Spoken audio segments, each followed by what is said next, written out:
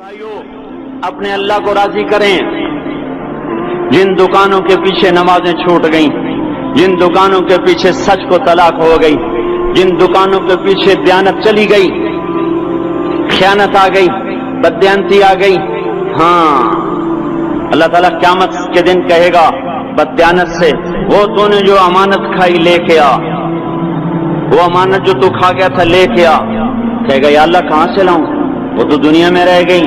اللہ تعالیٰ فرمائیں گے پڑی ہوئی ہے جہنم میں، پڑی ہے، جا اٹھا کے لا. اور وہ جہنم میں کیسے جائے تو فرشتے ماریں گے چک، اور وہ اس کو لے کے چلیں گے، اور چلتے چلتے دوزخ کا سب سے خطرناک حصہ حاویہ، وہاں اس کو لے کے جائیں گے جہاں منافق رہتے ہیں. بددیانت لوگ حاویہ تک چلے جائیں گے ایمان ہونے کے ساتھ بھی. امانت کو کھانے والے لوگ حاویہ میں چلے جائیں گے جو منافقین کی آگ ہے اس میں. وہاں دیکھے گا تو جس کا مال دبایا تھا دنیا میں وہاں پڑا ہوگا، کہے گا اچھا یہاں پڑا ہے. اتنے میں وہ تباہ ہو جائے گا، اس کو اٹھائے گا، کندھے پہ رکھے گا، پھر اوپر چڑھنا شروع کرے گا، چڑھنا شروع کرے گا، چڑھنا شروع کرے گا. جب دوزخ کے کنارے پر آ جائے گا تو وہ اس کے ہاتھ سے چھوٹ جائے گا اور پھر حاویہ میں جا گرے گا. اس کے ساتھ فرشتے مار کر پھر کہیں گے جا واپس لے کے آ. پھر یہ واپس جائے گا، پھر اسے اٹھائے گا، پھر کندھے پہ لے کے چڑھے گا اور چڑھے گا اور چڑھے گا. جب کنارے پر آئے گا تو پھر اس کے ہاتھ سے چھوٹ جائے گی. اس کے پھر فرشتے مار کے نیچے گرا دیں گے جا لے کے آ. اب یہ کبھی اس میں سے نہیں نکل سکتا. اس کمانے سے توبہ کریں، یہ کمانا جہنم میں لے جائے گا. اور ادھر دوسری سنو، سَيَعْلَمُونَ الْيَوْمَ مَنْ أَصْحَابُ الْكِرَامِ، ایک فرشتہ اعلان کرے گا آج پتہ چلے گا عزت والے کون ہیں، آج پتہ چلے گا عزت والے کون ہیں. أَيْنَ الَّذِينَ تَتَجَافَى جُنُوبُهُمْ عَنِ الْمَضَاجِعِ، کہاں ہیں راتوں کو اٹھ کے نمازیں پڑھنے والے. ارے میرے بھائیو یہ نماز کی غفلت بہت بڑی ہلاکت ہے. میں کیسے سمجھاؤں؟ میں تو جب بھی جمعہ پڑھاتا ہوں میں یہ مضمون ضرور بیان کروں. مجھے جب یہ مجمع نظر آتا ہے تو میرا دل ٹکڑے ٹکڑے ہو جاتا ہے کہ یہ 8ویں دن آتے ہیں اور باقی دن کہاں ہوتے ہیں. یہ کیوں نہیں سمجھتے؟ ان کے آنکھ کیا ہو گیا؟ ان کے کانوں میں ڈانٹ لگ گیا، یا دل کے اوپر کوئی پردہ آ گیا، یا میں کوئی عربی میں بات کرتا ہوں جو سمجھ میں نہیں آتی، یا میں کوئی ان سے چندے کا مطالبہ کر رہا ہوں، یا کوئی اپنی ذات کے لیے سوال کر رہا ہوں، یا اپنی شخصیت کی دعوت دے رہا ہوں.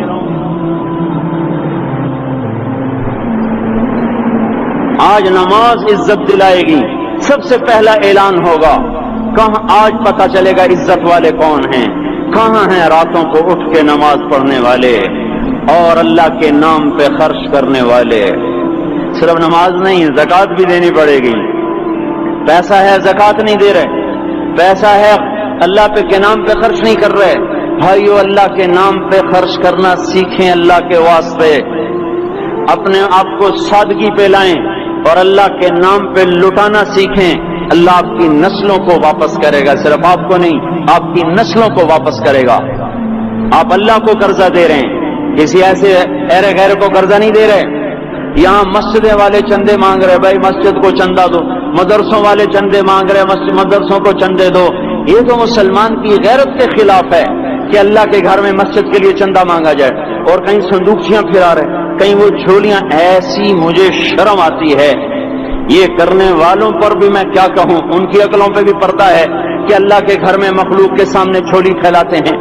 اور پھر ان مسلمانوں کی آنکھوں پر بھی پردہ ہے کہ ان کو غیرت نہیں آتی کہ مسجد کے لیے جھولی پھیلائی جا رہی ہو، اور یہ گھروں میں اچھا خاصا کھاتے پیتے ہوں اور مسجد کے لیے جھولی پھیلائی جائے اور مسجد کے لیے صندوق رکھے جائیں اور ہر نماز کے بعد مدرسے کے لیے لوگ چندہ مانگ رہے ہوں. یہ ایمانی اور غیرت کے خلاف، مسلمان کی سخاوت کے خلاف ہے کہ اس طرح مسجد کے لیے جھولیاں پھریں اور مسجد کے لیے صندوق پھریں. ہم تو اللہ کے نام پہ بے دھڑک لگائیں. اقیموا الصلاۃ وآتوا الزکاۃ، اقیموا الصلاۃ وآتوا الزکاۃ 67 دفعہ یہ حکم چلا ہے اور ہر دفعہ زکات کے ساتھ نماز نماز زکات زکات نماز نماز زکات زکات نماز. نماز پڑھنے والے زیادہ ہیں نسبتاً زکات دینے والوں سے. زکات دینے والے تھوڑے ہیں، پیسہ جاتے ہوئے جان جاتی. ہمیں نہ دو، اپنے غریب رشتہ داروں کو تلاش کر کے دیں، اپنے غریب رشتہ داروں کو، اپنے غریب پڑوسیوں کو. آج جو صحیح دیانتدار تنخواہ دار ہے وہ بھی مستحق زکات ہے اگر وہ دیانتدار ہے تو. اگر رشوت نہیں لیتا تو آج کا ایس پی بھی مستحق زکات ہے. میرا دوست ایس پی کہنے لگا میں زکات کا مستحق ہوں، حالانکہ میں ملتان کا ایس پی ہوں کہ 15 دن میرے گھر میں کبھی سالن پکتا ہے کبھی نہیں پکتا. اپنے اوپر صرف خرچ کرنا. بچے کو کھلونے کی خواہش تھی، 1000 روپے کے کھلونے لے کے دے دیے. کیا ظلم ہے یہ؟ 1000 روپے کے کھلونے بچے کو لے کے دے دیے.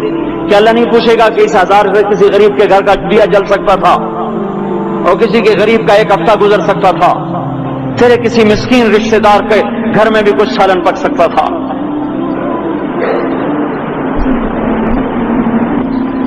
رزق دیا تو اس کا ہوش نہیں کہ اس کا حق ادا کریں، جان دی تو اس کا ہوش نہیں کہ اس کا حق ادا کریں. سجدہ جان کا حق ہے اور زکات اور صدقات یہ مال کا حق ہے. میں کب اپنے لیے مانگ رہا ہوں؟ میں کہہ رہا ہوں اللہ اپنے غریب رشتہ داروں کو دیں، ان کو تلاش کریں اللہ کے واسطے. اپنی بیویوں سے پوچھو سونے کی زکات دی ہے؟ دے ورنہ تو خود پکڑی آئے گی، تیرا زیور تیرے لیے گنجا سانپ بن کے تیری زبان کو ڈسے گا. ان کا میں نے تو بچیوں کے لیے سنبھال کے رکھا ہے. اس کی زکات دو پھر ٹھیک ہے، ورنہ اسم کو توڑ کے اس کی زکات دو، نہیں تو یہ مال پکڑوا دے گا قیامت کے دن. نماز نہیں چھڑا سکتی اگر زکات نہیں دی، اور زکات نہیں چھڑا سکتی اگر نماز نہیں پڑھی. مسجد بنا دی 50 لاکھ میں، اگر خود نمازی نہیں تو یہ مسجد بنانا اسے جہنم سے نہیں بچا سکتا. میرے بھائیوں، اپنی جان کا بھی صحیح استعمال کریں اور اپنے مال کا بھی صحیح استعمال کریں. ہم ایسے اندھے نہیں ہیں کہ جو بچے نے چاہا لا کے دے دیا، جو بیگم نے مانگا اٹھا کے دے دیا.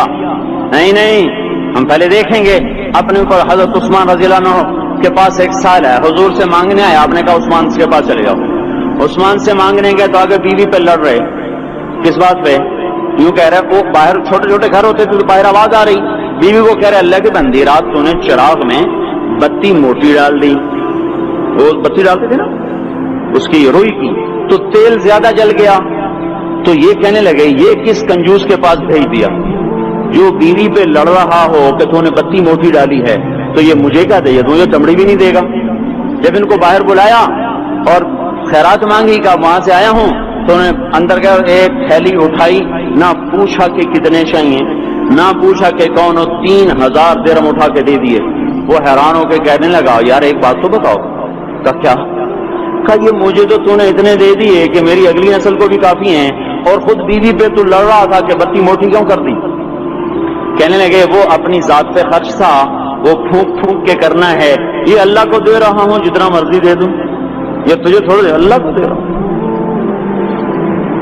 تو اپنی جان کو بھی لگائیں اللہ پر اور اپنے مال کو بھی لگائیں اللہ پر. اور میرے بھائیوں اپنی کمائیوں کو حلال پہ لائیں اور بیویوں کو سمجھا دیں کہ ہم تمہاری خاطر دوزخ میں نہیں جا سکتے. یہ ہم اس پر توبہ کریں، اس پر توبہ کریں. اور یہ آبادی ہر وقت ہونی چاہیے مسجد کی. چلو کوئی جو جہاں سے بھی آیا ہے مسجد کے عادی بنو. میرے بھائیوں ہماری جماعت گئی تھی اردن میں 1991 میں، تو ہم اسرائیل کے بارڈر پر چلے. انہوں نے بتایا کہ یہ ہم سے آمد رفت بات چیت ہوتی رہتی ہے، چونکہ کچھ عرب ادھر رہتے ہیں کچھ عرب ادھر رہتے ہیں، رشتہ داریاں ہیں. تو کہا یہ یہودی ہم سے پوچھتے ہیں تمہاری فجر میں نمازی کتنے ہوتے ہیں اور تمہارے جمعے میں نمازی کتنے ہوتے ہیں. ہم نے پوچھا یہ تحقیق کیوں کرتے ہو؟ ان کا ہماری کتابوں میں یہ ہے کہ جب فجر کی نماز کے نمازی اور جمعے کی نماز کے نمازیوں کی تعداد برابر ہو جائے گی تو یہودی دنیا سے مٹ جائیں گے۔ اب یہاں فجر میں 1.5 صف ہوتی ہے اور جمعے میں باہر بھی صفیں بنی پڑی، چلو میں کہتا ہوں مان لیا 1/3 طبقہ باہر سے آیا ہے، یہ 2/3 تو یہیں سے اٹھ کے آیا ہے، یہ کیوں نہیں ہر نماز میں آتا؟ میرے بھائیوں اپنے حال پہ رحم کریں، اللہ کے واسطے میری پکار کو سنیں۔